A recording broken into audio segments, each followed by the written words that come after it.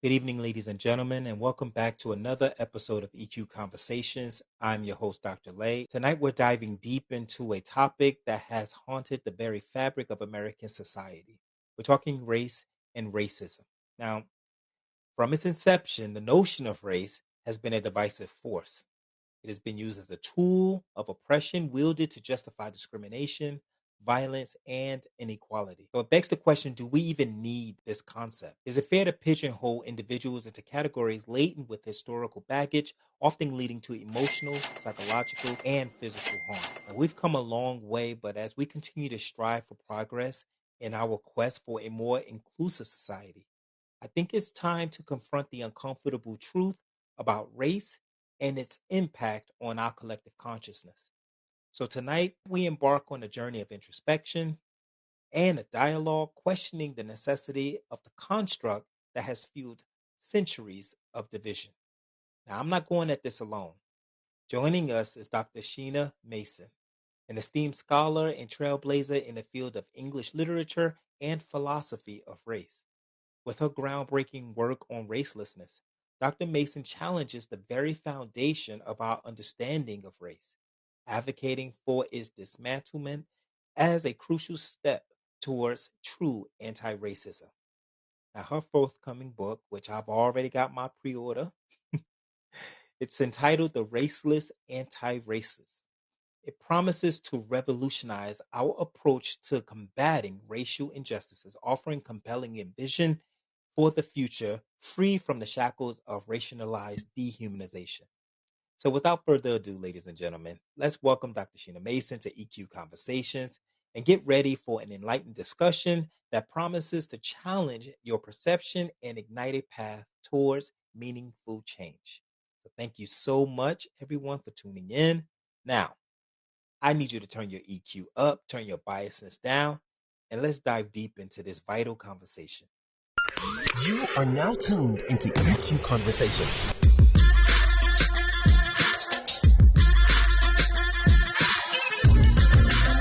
A podcast that emphasizes the significance of incorporating emotional intelligence into your day-to-day life and discusses various topics related to emotional intelligence.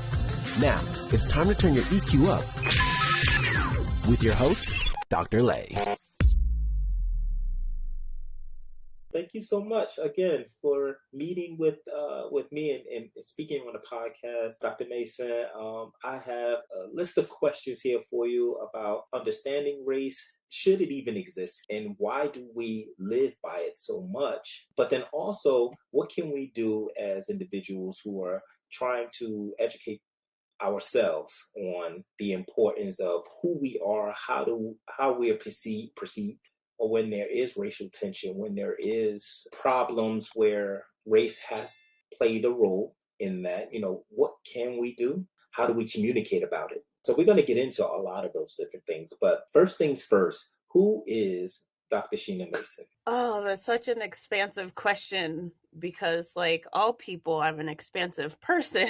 Let me say that my journey to my thinking, which I'm going to give you some insight into during our conversation today, has been a long and winding one. I grew up in the United States and I was taught that race was biological. The moment I really learned that I was this thing called Black was when my adoptive mother, a Panamanian woman who immigrated in her 20s to the United States, told me that my adoptive father's family didn't like me because I'm Black and they didn't like her because she was brown. I was probably 7 or so. I knew the difference between the color Black, like the literal color Black, Right. and my skin complexion. But that was the first moment where I interacted and engaged with this thing called race, and it was a manipulation tactic on her part. It wasn't actually reality or true. She was an abuser and she wanted to drive a wedge between me and my adoptive father's family. So the way that she did that was she weaponized this thing called race and put that into my mind that they didn't like us because we're Black and brown. But from that moment on, it seemed with every passing year, I started experiencing more and more explicit racism from peers saying the N word. My brother was shot at by a skinhead in the trailer park that we grew up in. Oh, Uh, wow. yeah, like shot at with an actual gun. An investigation ensued, and the perpetrator was sent out of state to go live with his father. But that was a sort of traumatizing moment because he came home screaming bloody murder. My brother did, and we were like, "What's happening? What's happening?" And he Mm, told us what happened. And so by the time I became an undergraduate, this was many years ago, I was passionate about wanting to help people. I knew I wanted to help people. At that time, I thought I wanted to help, in particular, young people. At that stage, I changed from thinking race was biological to thinking it was a social construction. And I recognized on an intuitive level that there was a disconnect between what people called race okay. and what race actually was, but it would take 20 more years of working and studying to crack the code and finally have an awakening Right, of right. sorts. And that's what brings us together today. I've had an awakening, and I'm sharing with anyone who will listen what this awakening is and how I think we can create a future without racism or what people call race. Exactly. No, I love that. And granted, that upbringing, first and foremost, right? You were met with it as early as 7 years old, right? As far as your understanding about race, or at least, okay, I know the difference between brown and black, right? But why are you calling me that? This is your introduction at 7 years. 7 years old, that's second grade, roughly. And your brother, he was younger or older? So we were both adopted, and we're less than 60 days apart. So we're the same age in the same year. Wow. Okay. Wow. Okay. All right. And so now that journey, what that did was spearhead your journey into now, hey, let's unpack this. Let's figure out exactly whether or not this is even a thing. And if it is a thing, how does it have such an impact on our society? Especially when it comes to responsibility, when you're caring for an individual or child or whatever have you, um, making that a part of your decision as to whether or not you're going to put forth that effort or that energy to love someone. I think that is a huge concern in our society, or just people in general.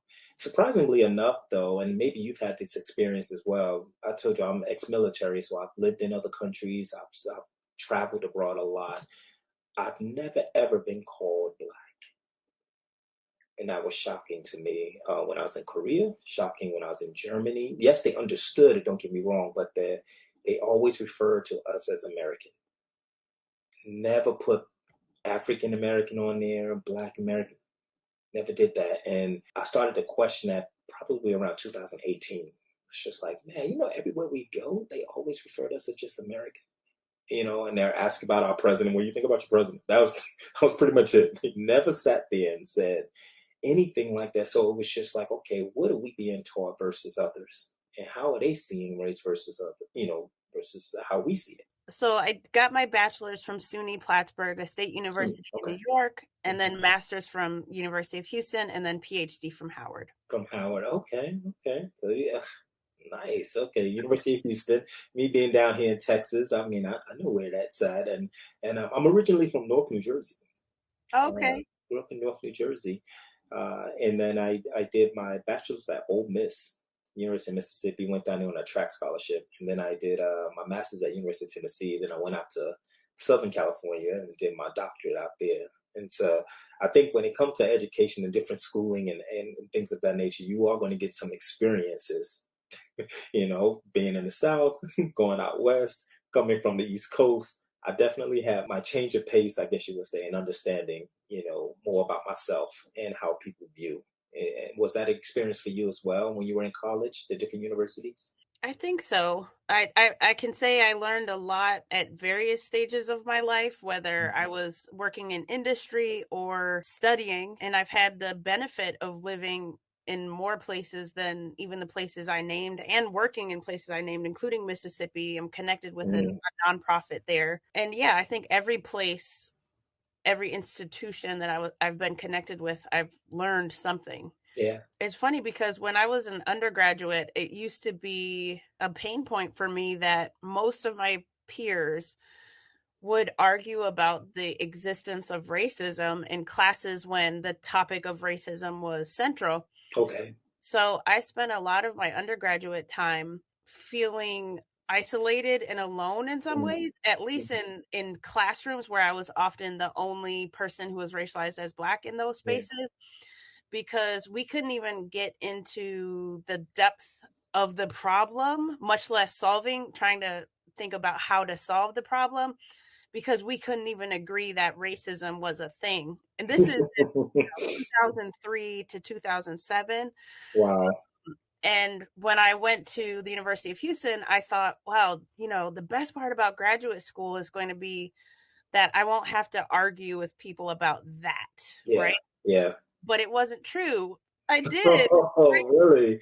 Yes. It was not the experience I thought it was going to be. I mean, fortunately, the faculty at all of the institutions I've been at have been the key to my education to help me get past that superficial layer that if I was just conversing with my peers, I would have never broken through different barriers. Okay. And when I got to Howard, one reason why I was attracted most to going to an HBCU for my PhD was because I knew at minimum we were not going to be arguing about the existence of racism. I just knew that was very unlikely.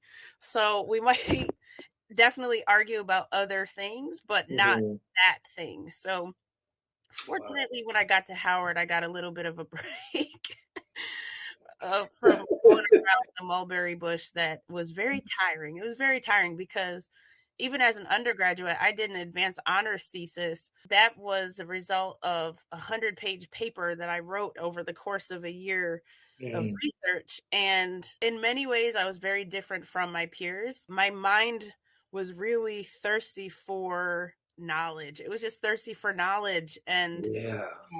And I see it's funny because as I hear myself talk, I could easily remove the dates and put in 2024 and it would match with what I see happening in the public domain, right? Yeah. People arguing about the existence or non-existence of racism. A lot of people increasingly wondering, why does it seem like we can't make progress on this topic? That's the question. Why are we not making progress? How is history repeating itself the way it does? Something we're missing. And that's why I truly believe you're cracking the code.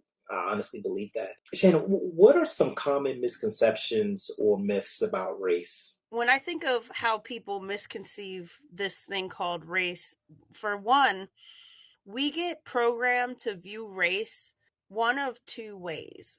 Okay. View it as biological or to view it as a construction. And we rarely get taught that there is a third way to view it. And so I contend with the assertion that many people feel comfortable with presenting, that race is a social construction. I'm saying no, it's not. And here's why. In opening the door to the third way that people can think about race, we're opening the door to removing some of the barriers that we've alluded to in our conversation so far, which I think is critical. In addition, we get taught to conflate race with everything else, like including others' actual social constructions. So we conflate race with culture, ethnicity, social class, economic class, and then racism itself. And until we have a toolkit that can enable us to translate what's presented as race or racial into these other 5 categories, then we will continue to reap what we sow and stay in the changing same, right? The continuous cycle of history. Remember, I said there are 3 ways to think about what race is: biological, a construction, or something completely imaginary. For something to be imaginary, a lot of people get taught to think that social constructions are imaginary. When we tease out what is a social construction, we can understand why that is. But that's problematic because if something is imaginary, it literally doesn't exist. It doesn't exist. It's an illusion. It's an apparition. It's like a unicorn. A unicorn is imaginary. There's nothing on this earth that we could point to and say, there's the socially constructed unicorn. There's the idea of a unicorn, right? We could you and I could both draw a unicorn and describe what one could look like if it did it. Right, right. It's completely in our minds. For something that's constructed, this shirt is synthetic. Okay. Constructed. Humans made this shirt. Right. But we could talk about the colors, we could talk about the fabric, we could talk about its parameters. We would probably agree on most things about this particular shirt, right? Because there are facts still about the social construction. It's still real. I can put it on, I'm wearing it. You're not imagining it, it's not just in your mind, right? Right. For race to be imaginary, that's my way of asserting whether we think that race is biological or not, it doesn't Hmm. make it biological. It either is or it isn't, right? We can imagine it's biological, but we would be wrong. It's not biological. Similarly, we could talk about race being socially constructed and synthetic, but then we would have to talk about and consider the parameters through which we're viewing race as a social construction. And Hmm. inevitably, 9 times out of 10, if we start to parse out, like, okay, what is race? What is white? What is black? What is Asian? Like, what are these categories? Then we come to recognize that the common denominator for the things that we call race stem from a particular type of racism that started in what would become the United States and requires the illusion, the imagining of race to continue to operate. That makes race non existent because I can always translate it into something else, racism itself, more often than not, Okay. or culture, ethnicity, etc.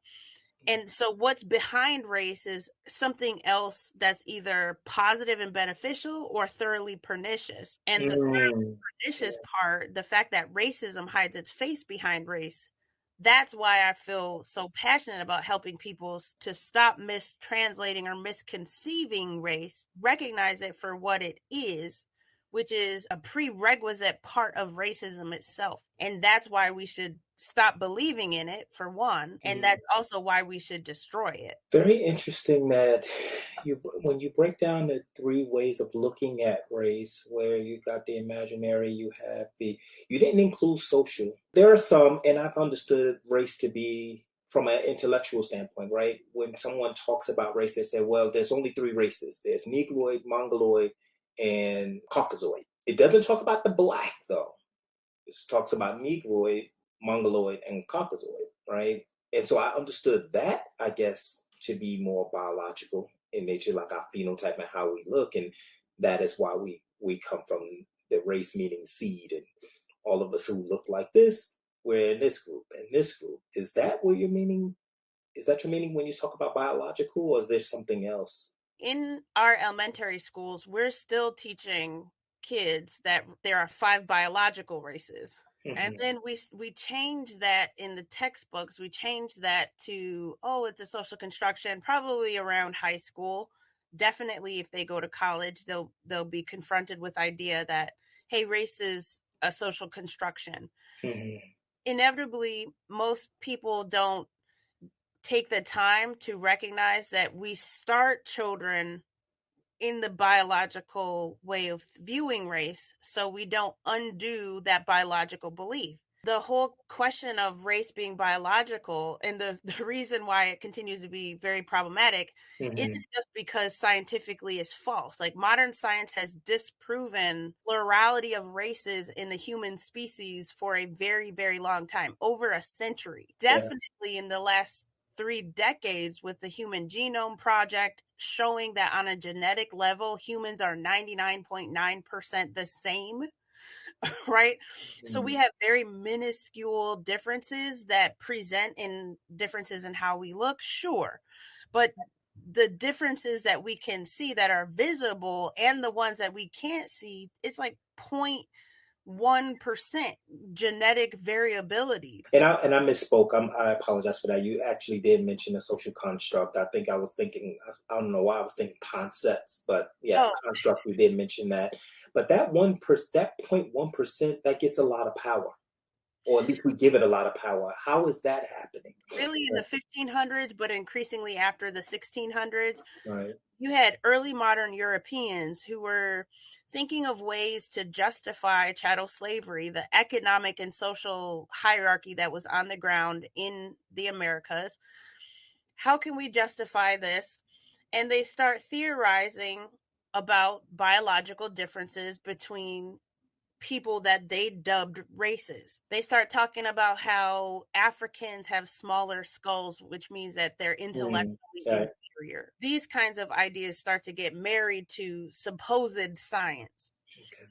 And that ideology, it spreads through art, it spreads through literature, it spreads through all the early forms of media that exist, it spreads through churches, so it spreads through Christianity primarily.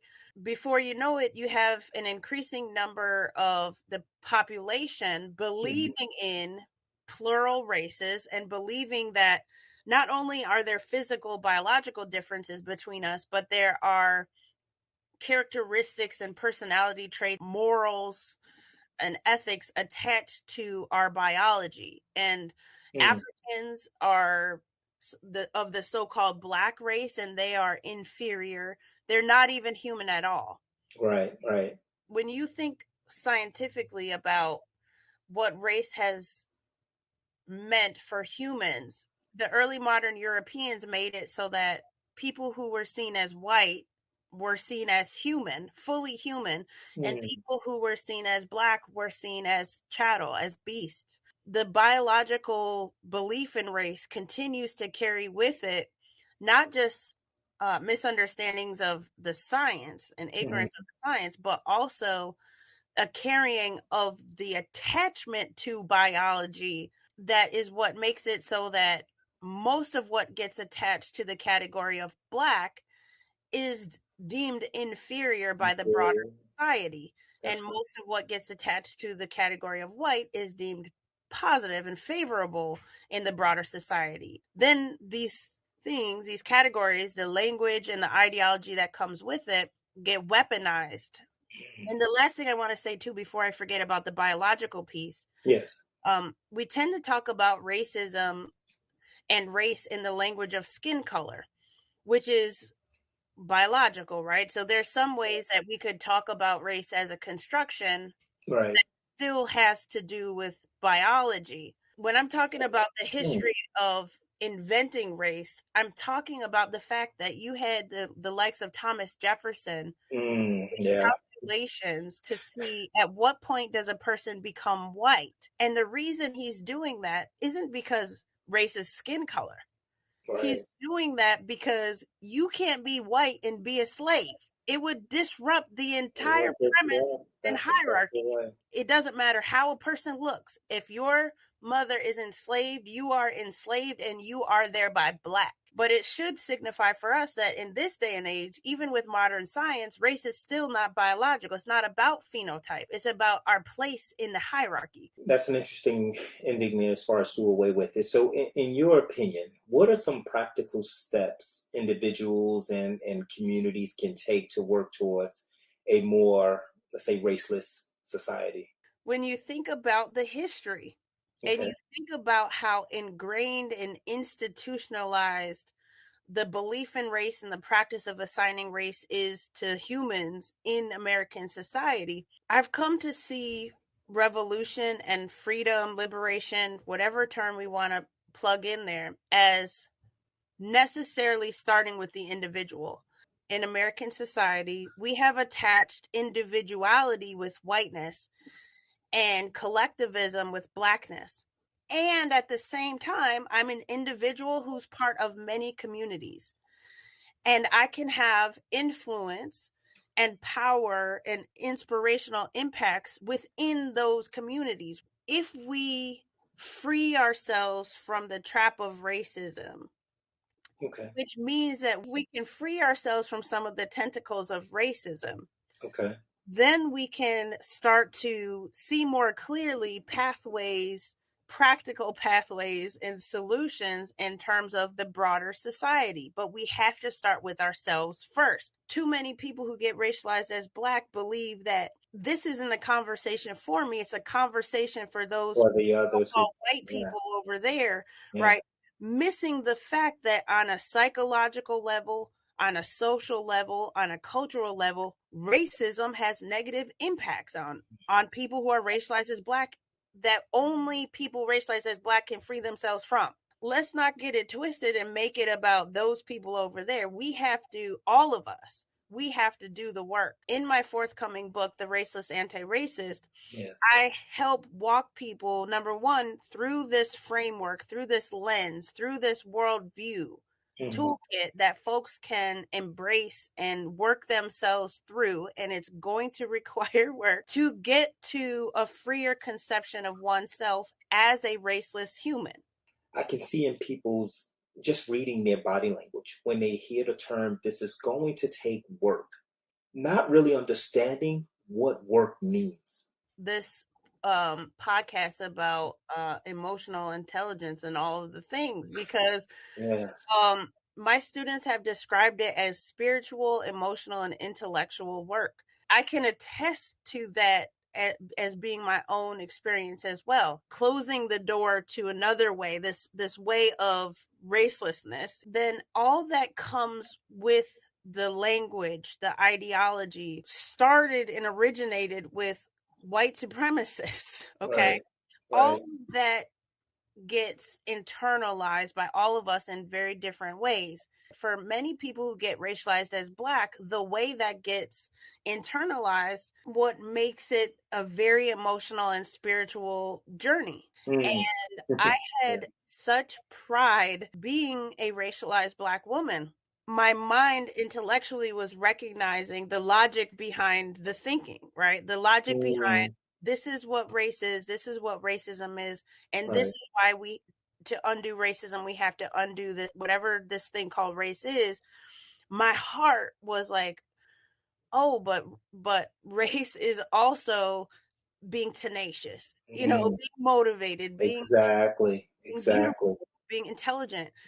And that was heart work. Only I could decide, is this how I want to proceed, or do I choose to protect my heart? Fortunately, my mentor at Howard University, who's now the dean of their graduate school, I was crying in her office. I was really struggling with the paradox of reconciling my conception of myself in the thing called race. She told me, you don't have to be the martyr. You don't have to stop calling yourself Black today just because your mind is showing you this, but you have to share your ideas with the world. That's the one thing you have to do, and let Mhm. a future generation do that work.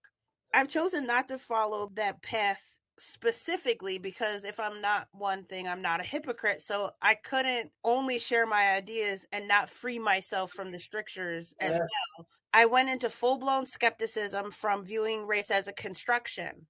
I realized, aha, the reason why I'm having trouble doing that heart work and that spiritual work is because I hadn't completely unlocked it for myself. Everything I love about myself, everything good in the world, I was attaching it to Blackness, which was making me think it's racial. In actuality, there's nothing positive about the thing called race or what's presupposed to be racial. Once I Mm. had that epiphany, I've been unstoppable. Having that awareness that the struggles that we have, the things that we're trying to, or really trying to adopt a new belief system, to give up a belief system that's been ingrained for so long, that's really like telling a Christian, hey, what you believe is wrong is actually Islam. And that now you have to change. And that's just hard because the beliefs oftentimes promote behavior. And so to give up that identity is tough. And I think that's what we live with every day is the fear. Now here's where it gets tricky though, is because it really does boil down to either you're too stupid to know better or you're in on it. I actually know better. The fear keeps me from actually doing what I know. That makes me in on it now. If I sit with your literature for a minute, oh yeah, that actually makes sense. Not only that it makes sense, I can apply it. Myself as well as others will find it hard to combat. to really go against what you're saying because you can actually apply it. It will take work. It will start before you even walk out your front door. It's going to start within your own circle, the people you invite to be in your circle, your own reference group, whose opinions about you matter, and what you're going to attach yourself with when you walk outside the door. Who are you going to be connected with? It's almost like walking a lonely road, if you will. We know as humans, Mm. fear is a motivating emotion for us. I'm convinced at this point that it's actually easier to be fearful and angry. It's Yeah. much easier Yeah. because the world will agree with you when you see all that happens on TV outside. They Yeah. would literally agree with you. They would get behind you. I want people who are listening to this to know that it is okay to do the work, but it will be a little uncomfortable, just a little bit, until you start getting that momentum. And now your behavior is matching that belief. Now your identity, the way you view everything is now starting to line up. The only thing a person loses by doing the work in the ways that you and I are talking about here are the causes and some of the effects of racism. Mm. And that's really critical to honor and put on the table and recognize, because we have conflated everything under the sun with the category of blackness in particular. Mm-hmm. And it makes perfect sense how and why this has come to be. But if we take a hard look at some of the continued effects of racism that come from the continued use of this language, even if any person who gets racialized as black sees their so-called blackness as the ultimate prism to humanity, right? Let's say at least 50% of the nation Mm-hmm. don't see blackness through as the prism to humanity, right? They see it as the prism to inhumanity. Reconstructing blackness vis-a-vis this thing called race is only going to keep continuing the quagmire of racism, particularly anti-black racism in the context of the states. Earlier we spoke about 3 philosophies of race Right. that speak to what a person thinks race is. There are also 3 ways to think about what to do with race. And in the United States, we get programmed to think about it in 2 ways out of the 3. We rarely get taught that there's a third way, again, to view the problem. If you're a naturalist about race, if you believe race is biological, probably you're a preservationist. Or we get taught to view it as something we should reform. We should reconstruct it.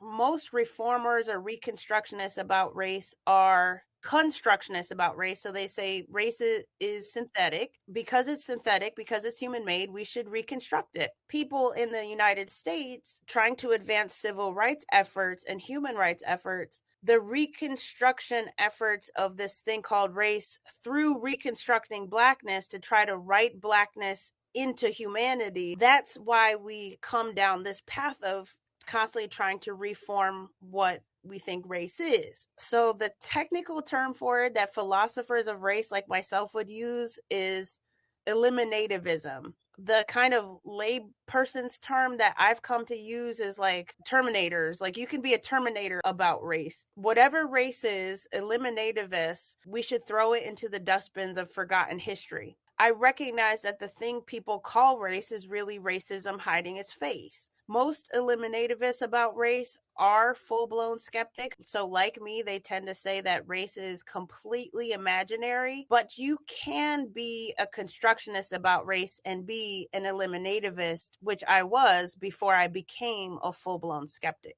And I do believe it is how we say. I see this a lot in social media, where especially the dialogue between women and men, where they say, it's not always what you say, it's how you say it. We're talking to other individuals about race, and they say, race is completely synthetic. How that penetrates the other person's chest, how they perceive what you're saying. Initially, it will hit. And, and I try to talk to people about that, like that initial feeling. That's okay, because you got to understand you have a belief tied to it. So when you have a belief tied to it, it really guides your behavior, your perspective about things. And it's almost like somebody calling you a liar, and you feel threatened by that. I get it. But let that feeling pass. Let just sit with it for a minute. Let that pass, and then start to receive, okay, this is why. is synthetic. This is why we have to look at it a different way. This is why we have to totally abolish it, if you will. What role do you believe education and awareness raising initiative play in the challenging and deconstructing racial stereotypes and prejudices? I welcome the day when more people recognize that terms like racial stereotypes and racial prejudice and racial justice, racial reconciliation are all oxymorons or redundant, like you're saying the same thing twice. For something to be racial, it is prejudice. For something to be racial, it is about stereotyping. Yeah. You can't reconcile something that's racial because that's like literally not the design of what race does in the world. And so our education can help more people recognize that by we have to open the door to all of the 6 philosophies of race that I've articulated over our time together to K-12 students and definitely all high school students. Me and you are in a unique situation in the sense that because we've been programmed to think about race in particular ways, and we've also both had the benefit of traveling and seeing how race does or doesn't translate into other contexts and such, find ourselves increasingly outside of the matrix. It doesn't have to be like that for future generations if we get K-12 right. Unfortunately, we would be remiss to not address the fact that people make money and profit off of our continued blindness and division. We do live in a capitalist society, and I always see this being projected when it comes to what can I exploit? What can I get from this? Yes, let's talk about the Wilmington massacres. So Mm, in North Carolina in Wilmington, 1898, the city found most of its citizens voting in alignment with each other. So they voted accordingly and they voted in a man who was racialized as black. They saw that the outcome of that local election and they said, "Oh no, we can't have this." So they went into the town.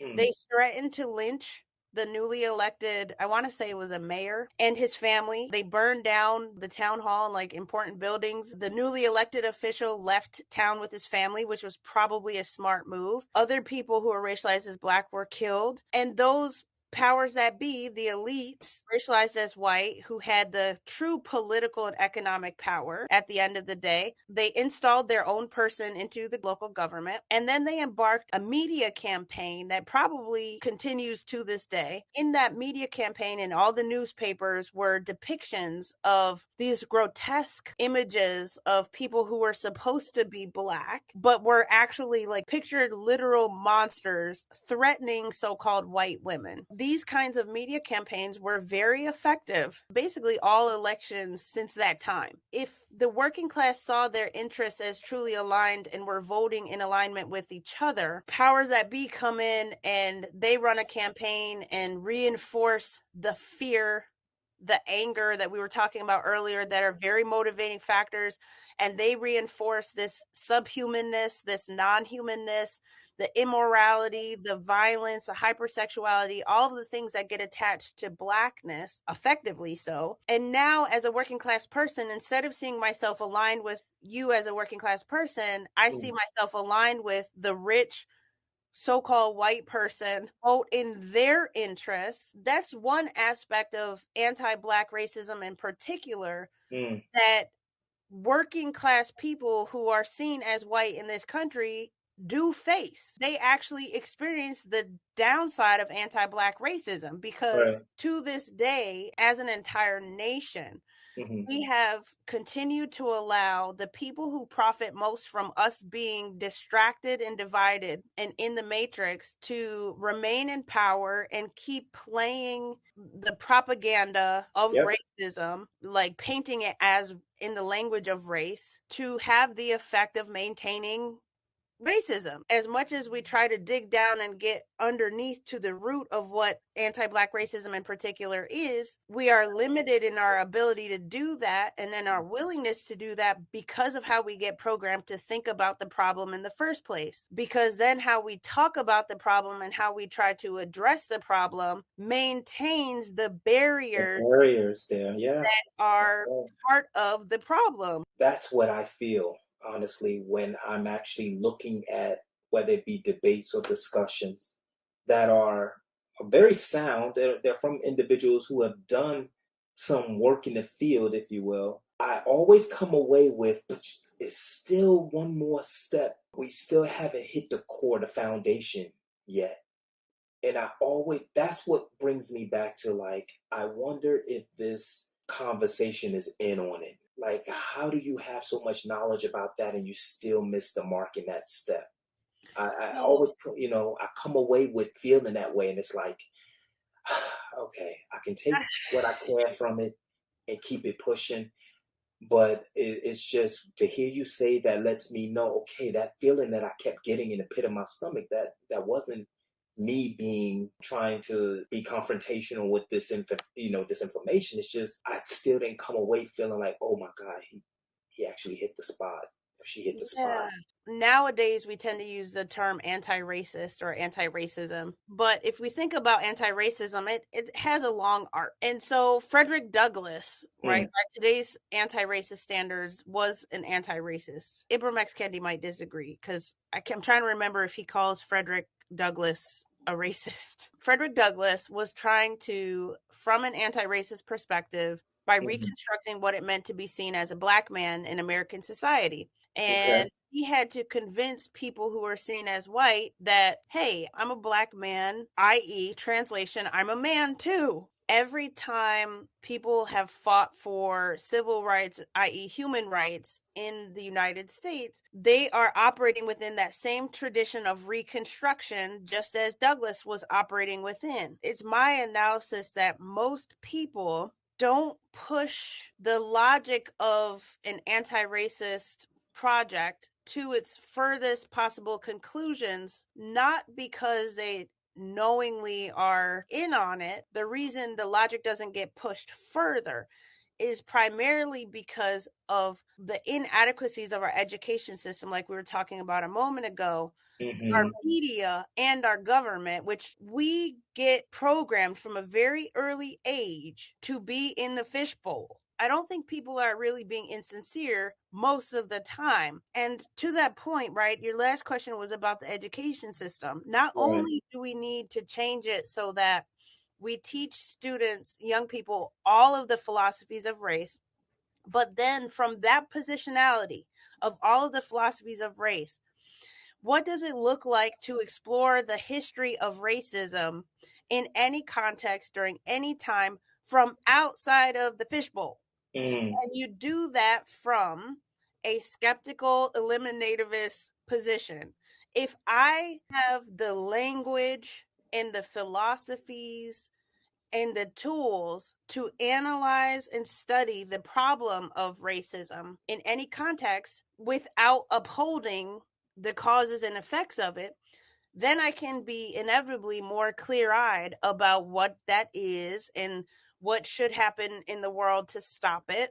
And I can mm, decide for myself, do I want to participate in that stopping or do I not? If we continue to get programmed into these limiting ways of seeing, then the status quo is going to continue to be maintained. 100 years ago, George Schuyler was saying it's not new. Like you said earlier, history just keeps repeating itself. just I call repeating it it. the changing same Yeah. because none of the systems, the government, the media, and education systems, have been forced to actually change their processes, their agendas, or anything of the matter because we're too busy fighting ourselves, Mm, and each other in the name of justice. The last thing I'll say too is we don't just need the philosophies, we need language. So, part of the limitations around talking about racism in a way that's actually helpful mhm, um, include the fact that we get taught to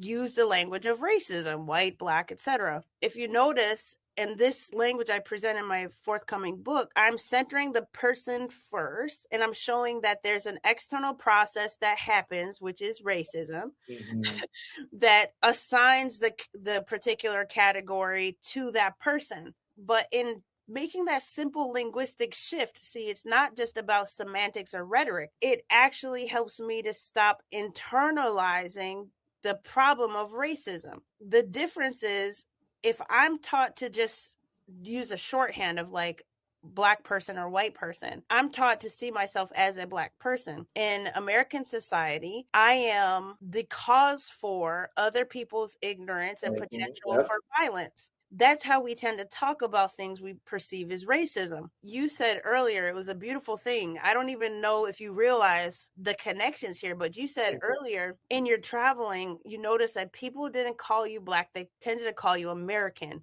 That was You it. didn't say like Black American or African American, you were American. A central rule of the theory as a framework is Mhm. that racism doesn't exist everywhere in the same way. And the thing that I'm pointing to there is how you and I get racialized in the United States is one thing. But if we go abroad, Toni Morrison, James Baldwin, Barbara Schaefer Bowe, they all went to Paris. Paris, yep. France doesn't have a serious bias problem Right, right. because the prejudice and biases that tend to dominate in a place like France are around nationality, and as Americans they were really privileged there. I think to miss that and to see myself through the language of race means that I'm potentially at risk of falling into the trap of believing that my belongingness is dependent on somebody else's feelings Yep. about me. I'm the cause for them believing I don't belong. Two things before we close out. I really do want to go back to when you said at an early age this starts. How early is early? Person who gets racialized as Black learns that they are seen as Black. The sociologist's name, of course, is escaping me, but I've read through some of that literature. Inevitably, what they tend to agree on is that people who get racialized as Black in any particular context learn that they're Black in some ways as a result of experiencing or witnessing racism. As soon as kids start speaking, there are also people who, in an attempt to fortify their children against the perniciousness of the racism that they may experience, are also using the language of racism in how they teach their children to conceive of themselves, right? To be Black and beautiful, Black and proud, Black excellence, and Black boy joy, and Black girl joy, and all of the things, again in an attempt to fortify their children against the cruelty of the world. When you said to be Black and beautiful, it's almost like just hearing that. I don't know why I just heard it different. I've heard that many of times before. I've even said it, Black and beautiful. To be Black and beautiful, meaning is Black not beautiful? Is that two separate things? That you're Black and beautiful versus just beautiful. It's kind of, it really just speaks to what you said earlier as far as why do we put the first Black person to do this or do that. It's almost like as soon as you add the Black to it, it seems like it's the way we understand the word Black, because it has, again, I was telling you earlier before we started, is in that word is used to describe something negative more times than not in our vocabulary, just in our day-to-day talk. When we say blackmail, when we talk about the ice, if it's dangerous, it's black ice. If we talk about the clouds and it's going to be a bad storm, it's black clouds, when it's not really. But then when we turn around and put Black to describe anything, I don't know why it resonated so differently at that, just in this time, and I think that we're having this discussion and I'm really trying to be intentional with my words. I want to be intentional with my kids. I want to be intentional even when I'm doing podcasts, I want to talk with intention. I do not want to go back to the fishbowl, you know, talk, or vocabulary in that, that we're used to saying, because we do have to deconstruct this. But it's just so interesting. I heard it differently this one time. But Yeah, and even if you say the more current iteration of the same idea is Black is beautiful, Black, right? But then the yeah. question for me is what is being centered in these kinds of assertions? And what's being centered, usually unintentionally, is the thing called whiteness, and thereby the people who are seen as white. And I think that just speaks to, again, like the trickiness of all of this. On one hand, recognizing and honoring desire to belong and the kind of unbelongingness that has been created and imposed onto people who get racialized as Black in certain places, in certain contexts, including the United States. Like, we have to confront that reality and acknowledge and honor that. And at the same time, can we do that without helping to maintain some of the causes and effects of racism? And of course, my answer is yes, we can, but not if we continue to operate in the literal same Understand. ways that we've been operating for centuries now. Yeah. We need a bridge of understanding too, because hopefully, if nothing else is clear, when we part ways, you'll come away thinking, man, that kind of understanding is a prerequisite for getting our hands around this thing and truly uprooting it. It's not enough, to my mind, for us to recognize the hindrances and barriers that persist because we're using the same strategies, the same language, the same philosophies of race. It's not enough just to recognize the problem. We need pathways, we need vehicles to creating a future without racism itself. And that actually inspires me to mention one of the core tenets of the theory of racelessness, or what I call raceless anti-racism, includes the assertion that racism, not only does it not exist everywhere in the same way, but it's also something that we can overcome. For all of the thousands of years that humans have existed, the modern concept of race as conceived in the United States is very young. Just because there is a lot of power behind it, and there are people and institutions who will go to extreme lengths to try to keep us in the fishbowl, that, to my mind, does not mean that we can't actually end anti-Black racism in particular. But we've already lost the battle if we're approaching it from the mindset of we can't end it. Again, doesn't depend on what that person over there does or what they think about me.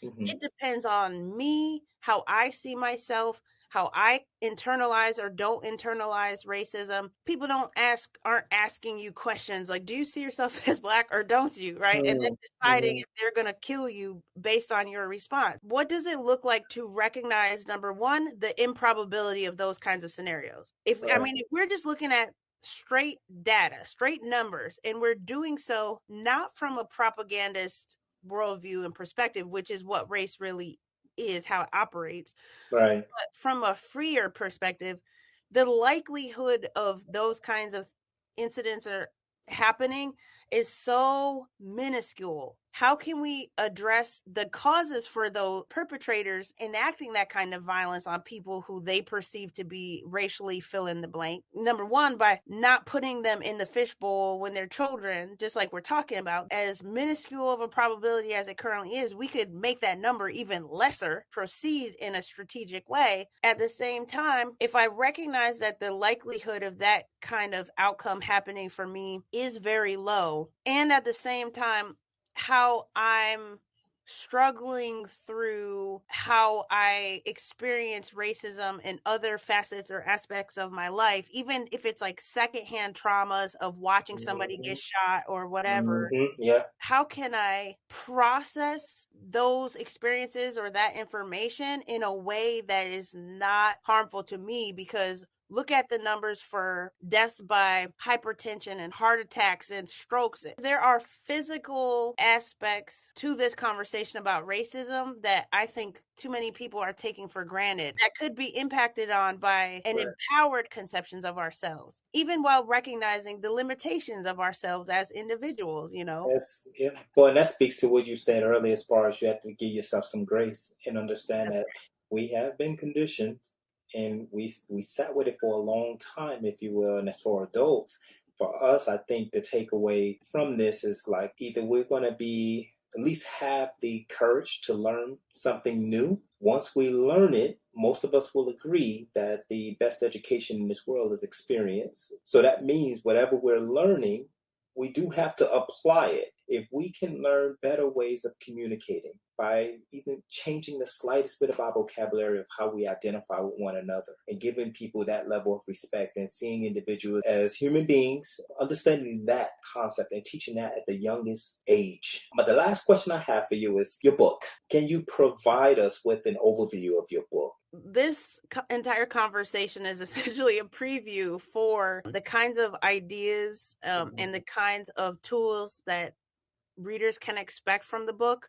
The full title is The Raceless Anti-Racist: Why Ending Race is the Future of Anti-Racism. Slightly misleading in the sense that as a full-blown racial skeptic who contends that race is completely imaginary, race does not exist for me, racism exists. For me, the ending of the belief in race that becomes central. Through the book, I demonstrate how using particular rules, core tenets, using the language such as I've described, looking at history and contemporary events through the lens of the rules and the language, through the philosophies of race that I've mentioned, continue to be left out of the conversation, and when they crop up are often misunderstood and silent. Right. Through all of these facets of the theory, we can start to truly build bridges, not just for ourselves in our own minds, between how we come into the conversation thinking about what race is and what it isn't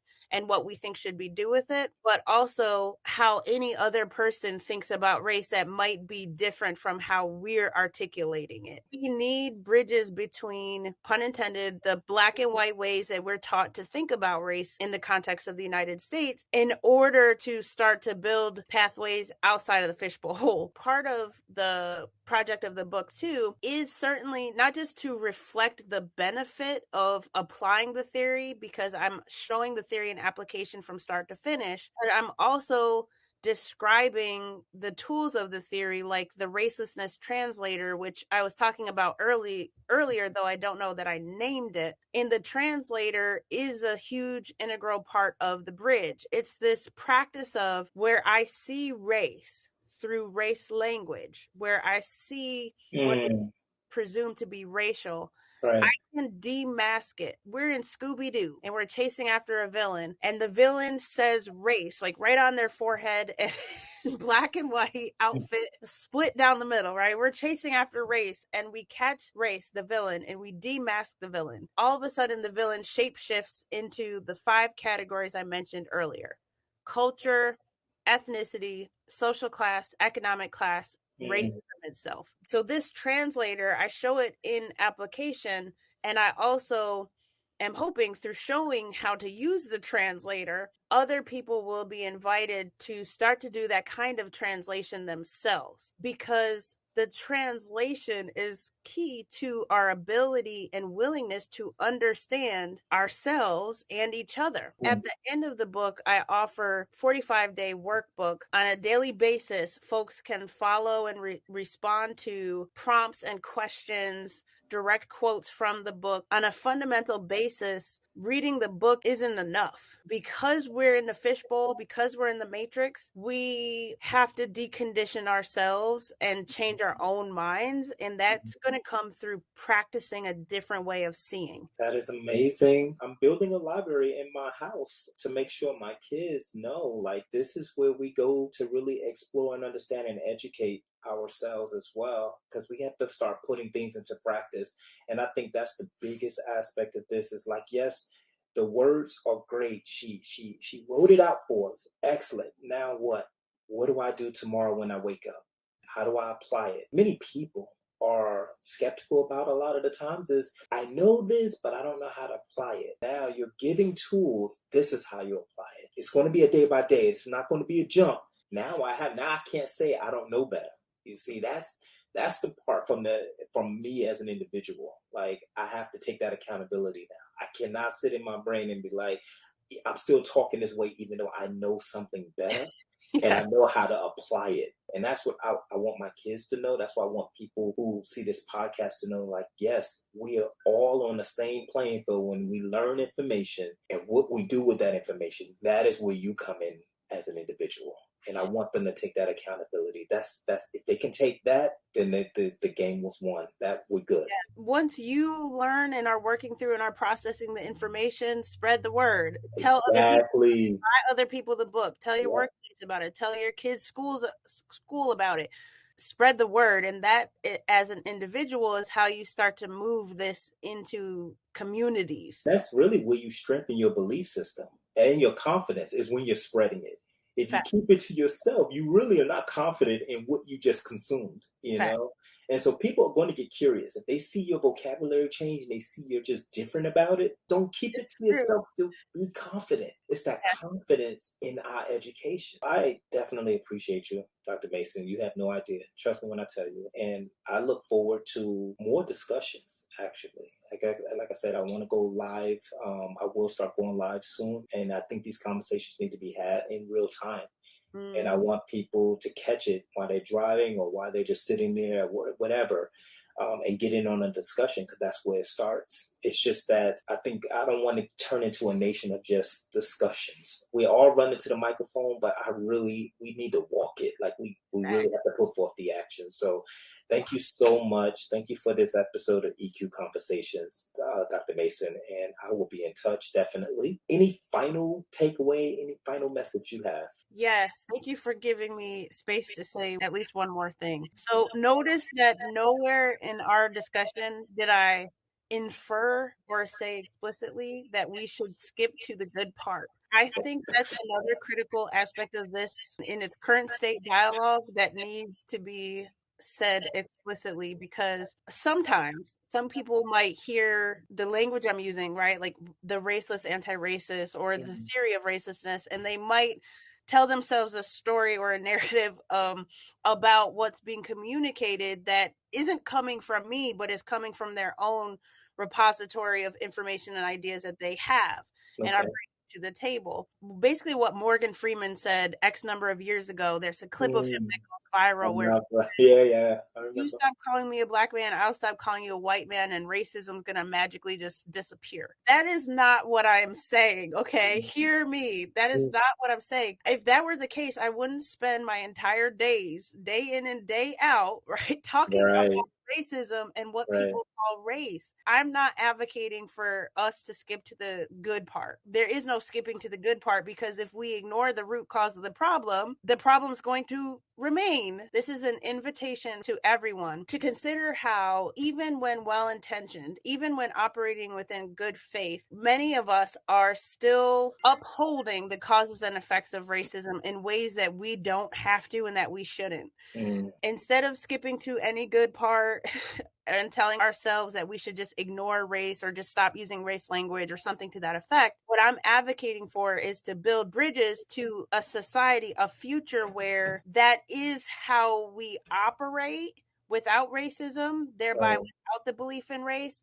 But that still, in that future, to maintain that type of cultural context or society, we have to still be able to be clear-eyed about what racism was up until a certain point when we finally got our acts together. And we can do that from, again, outside of the fishbowl. And this is me saying, here's the toolkit we need to create pathways to that future and to maintain that future when we create it. First, we need to be able to even imagine that a future like that can exist. I have 4-year-old triplets, and for their sake, I imagine that that future exists, that it's just a matter of time, but we have to do the work in the right ways and be strategic in terms of bringing that future on.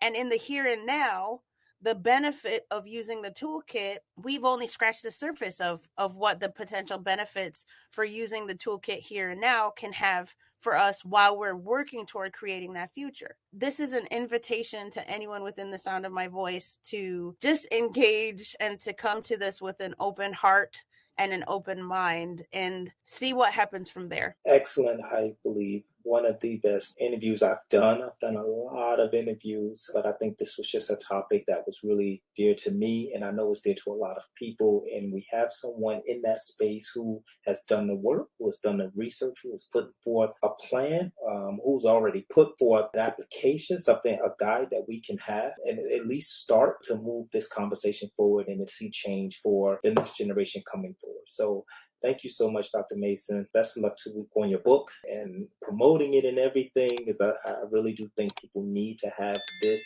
copy of your book in their library, definitely. Thank you so much. Thank you for listening to EQ Conversations with your host, Dr. Lay. Be sure to like, subscribe, and share. And remember, emotional accountability is your responsibility.